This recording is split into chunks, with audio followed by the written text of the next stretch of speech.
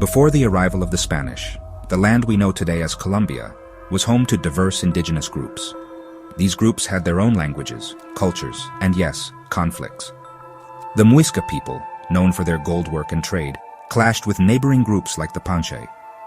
These conflicts were often over territory, resources, or simply maintaining independence. The arrival of the Spanish conquistadors in the 16th century dramatically altered the landscape of power. The Spanish, seeking gold and land, engaged in brutal conquest, decimating indigenous populations and enslaving many. Resistance from indigenous groups was fierce, but ultimately futile against Spanish firepower and disease. The Tairona people of the Sierra Nevada mountains fought valiantly, employing guerrilla tactics to resist Spanish encroachment. Similarly, the Pijao people of the southern Andes mounted a decades-long resistance, earning a reputation for their ferocity.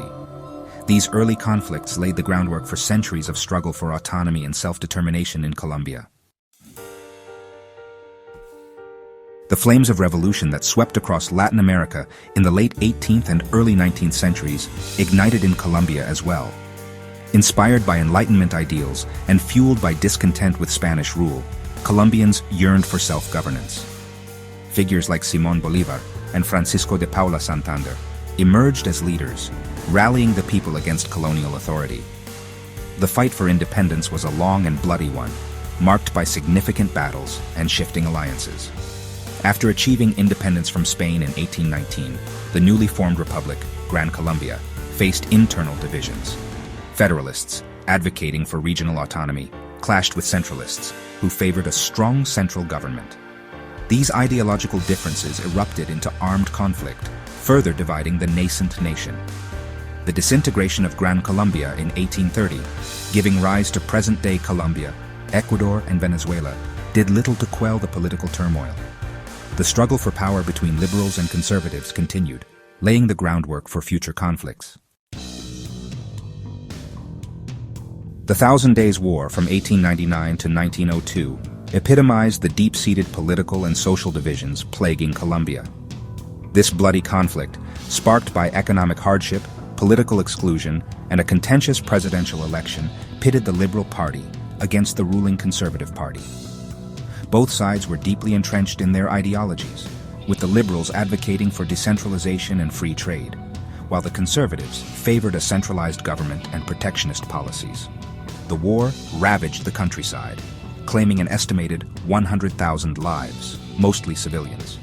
Brutal battles, such as the Battle of Palo Negro, left lasting scars on the national psyche.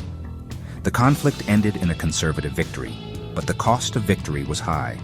The Treaty of Wisconsin, signed in 1902, formally ended the war, but did little to address the underlying issues that had fueled the conflict. Colombia emerged from the Thousand Days' War economically devastated and politically polarized, setting the stage for future cycles of violence.